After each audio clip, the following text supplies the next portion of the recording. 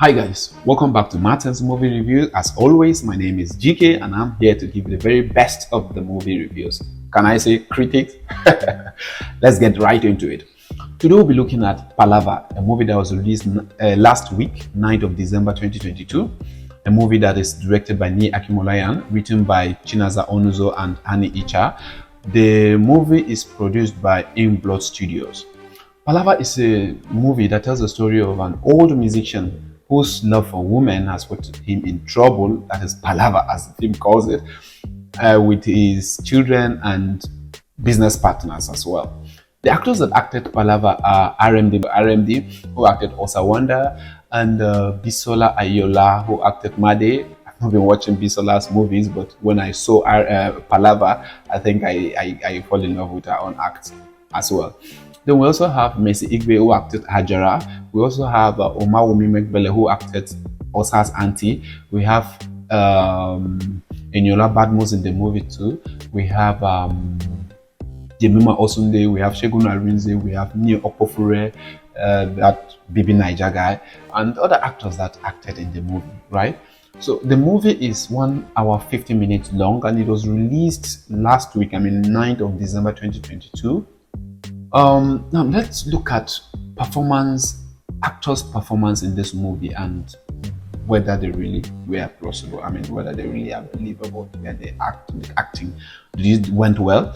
I can say it really went well. Bisola Ayola, she really transformed into that character that was given to her, that daddy's protector, that daddy's cover-up girl. And that was what she did perfectly in that movie. She acted the role of Made. She did well. I can say she did well. I never really liked her movies, but watching Palava really made me fall in love with her own act. The way she acts, it was really great. R&D really passed across. The character, it was just perfect. You could see R&D in that movie, and it would just reflect that 60-year-old man who actually is still in love with. Is still mingling with ladies. With women, right? And it was really, really, really interesting to see those guys on stage having some fights from the beginning. It was so interesting. Again, RMD, one of the challenges I find in that particular role, he passed across his own act in drama very perfectly. One of the things I find is that he did not mime. He wasn't singing proper, right? He wasn't bringing out his own singing. Any moment he wants to mime the song, it is cut off, so we could not see RMD mime a song for like a minute.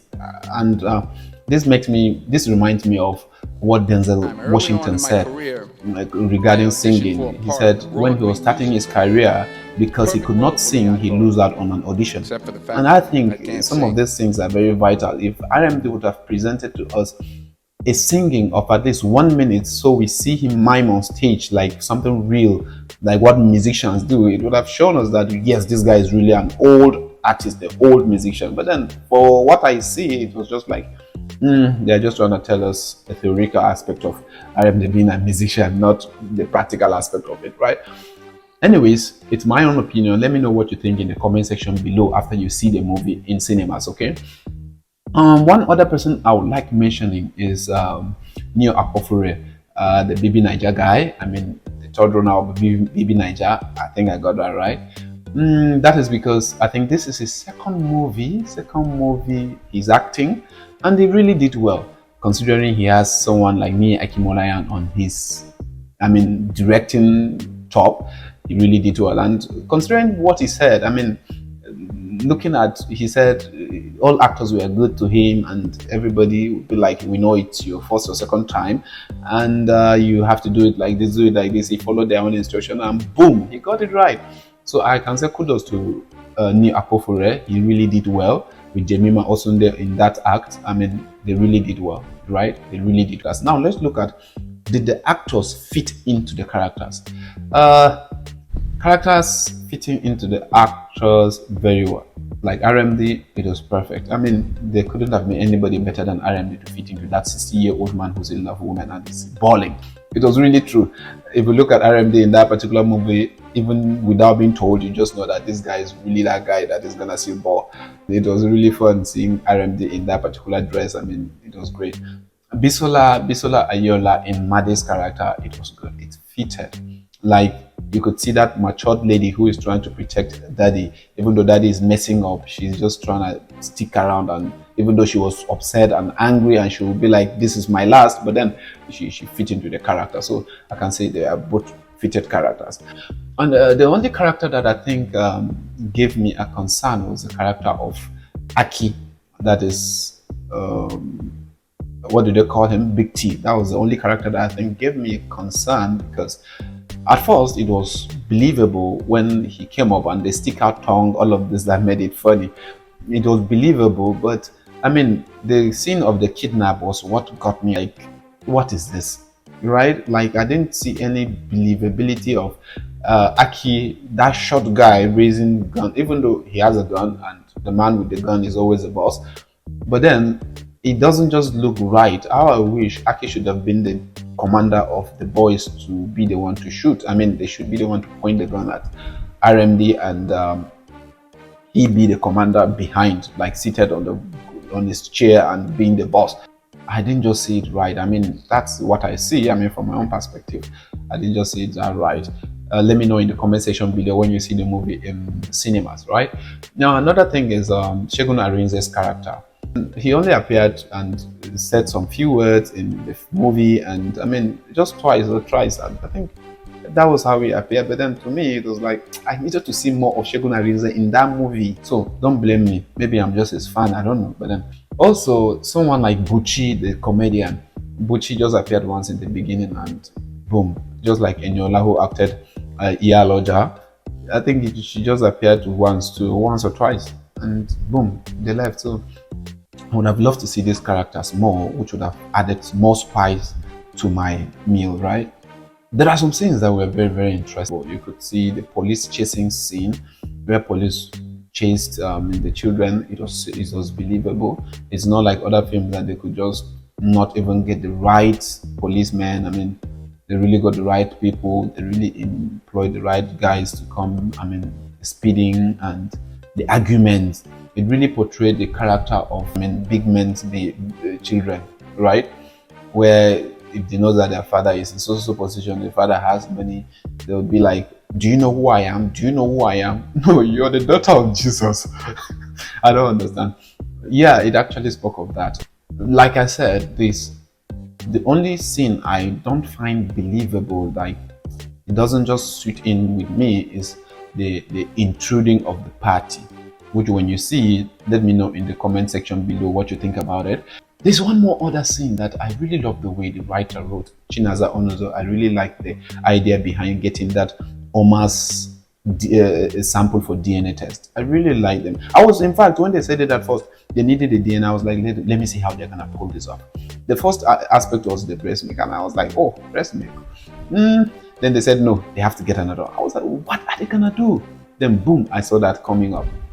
It was really a good idea. I mean, they thought it all through to get a sample from Omar in that particular perspective. It's a good thought out. I mean, from the writer, it's a good one. And the actors too played him out directly. I mean, it was perfect playing it out.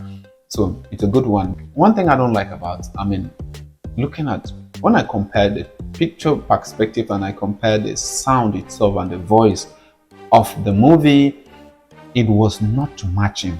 Like, picture quality was high, camera movement was good, but sound quality was low. I mean, voice quality for that movie was not as high as the picture quality depicts. Maybe the area was too noisy, or they used an inferior mic. Maybe that was the case. But then I would have loved to hear a crispy sound. I mean, a clear sound. But then you could not just hear a clear sound. You would just hear it as if they shot it in the market and they applied a lot of, I mean, noise reduction tools that reduces noise, and it made it not that clear as we would have loved to hear a student. One more thing I like about the whole deal is the cinematography of the movie. I mean, the camera movement was good. Location was good. I can't lie. Location was good. Like the location where the workers are working, you could see it live. In fact, I didn't see anybody looking at camera, even though they were not actors. So it's like a well thought out arrangement, and the guys were very busy. They were showing that they were busy at work. Even the market, I mean, where RMD performed, it was really still good. I mean, it was interesting to see RMD on stage, but then if not because of the RMD not singing, I really would have said everything went perfect. Another thing about Palava is that when I was going to the cinemas, I was thinking I was going to see, I mean, trouble, trouble, trouble. Yeah, but I only saw two places of trouble, which trouble were not actually caused. I mean, it wasn't much, right? So it's like more of dramas. That was what the movie is talking about, more of dramas. Like, this is what happened, this is what happened, and boom. Before I realized, movie has ended. Where did I start and where did I go to? So it's about storyline. The storyline for me, I don't know how you might think about it when you watch it at the cinemas, but for me, it did not really stick out for me. I mean, like you're watching and you were like, okay, yeah, I have built up to this stage and I've built the tension up to this stage. Yes, there might be trouble, and they're winding up the movie. I was like, was Omar's child the only problem we know? So I was expecting to get a bigger problem, but then it's only a small problem. So Palava, tiny Palava day. Check it out in the cinemas. Tiny Palava day, but not that expectation I had when I was in the cinema. Poop, poop, poop. I didn't get that. What is the theme of the movie? As usual, I always present the theme of the movie. Any movie I'm reviewing, I present the overall theme of the movie. But when I watched Palava, I didn't see anything tangible to hold to. The only thing I see is children trying to stand in for their father and sticking with family. That's the only thing I see. Never separating with family. That's the only thing I see, despite the misbehavior. It might come from the father, it might come from the children. Whichever way it comes, stick together and try to solve each other's mess. That's just the only thing I see, because that's what happened in that movie. And it's just like family issues always happens. In family issues always happens. What you do is solve the problem and tackle your issues and support each other, like when you see the children supporting the father in this particular movie of Palava, right? That's what I can only say. Apart from that, I didn't see anything big. Is the movie compelling to watch? Watch it for its own camera movement, for its own makeup, which I find flows with the makeup, perfect makeup. Watch it for its, I mean, drama, not that much drama, but then all of the funny dramas. Watch it for that. But for the storyline for me did not just hook up with me. I was expecting more than what I saw, right? But let me know in the comment section below when you see the movie in the cinemas. I'm rating this movie 3.5 over 6. Now, why I rate it 3.5 over 6? For its own good side of cinematography, that is camera movement being okay, picture quality being okay, location being okay, and the drama, they really fitted into the acting. You can see RMD being acting perfectly. You will see Bisola Ayola, who brought in her A game, and other actors.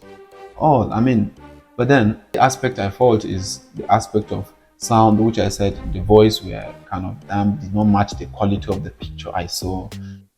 Like I said, the storyline, which did not just, to me, is like an unstructured storyline, which did not just have a punchline. That's what I can say. That I would say, boom, this is what has happened, and this is why I came to see the movie and I've seen it. I did not just see that at all. And I don't know whether it is only with me. Let me know in the comment section below when you see the movie. And some other actors that we were expecting to see them do more, and we did not see them do more. It was like, was I deceived coming to the cinema? I mean, did the teaser trailer really deceived me? So these are one of the things I think I noticed. But then the only thing I liked about, just like I said, cinematography, camera movement, makeup, which was good, location, that was good. But for the storyline, well, it did not just stick out for me. And that's why I'm rating it 3.5 over 6. Because movie is all about storyline, intriguing storyline, and making you want to watch the movie again and again and again. Do I really want to watch RMD again? I mean, Palava again? Go watch it at the cinema first and let me know what you think. In conclusion, Palava is a movie that you watch when you have nothing doing. That's what I can say. Palava is a movie you watch when you don't have anything doing. And yes, this December you have nothing doing, so my dear, you better head to the cinema and go and watch Palava. That's a simple truth. Thank you very much for being with me up to this particular hour. See you next time. Until then, my name is GK.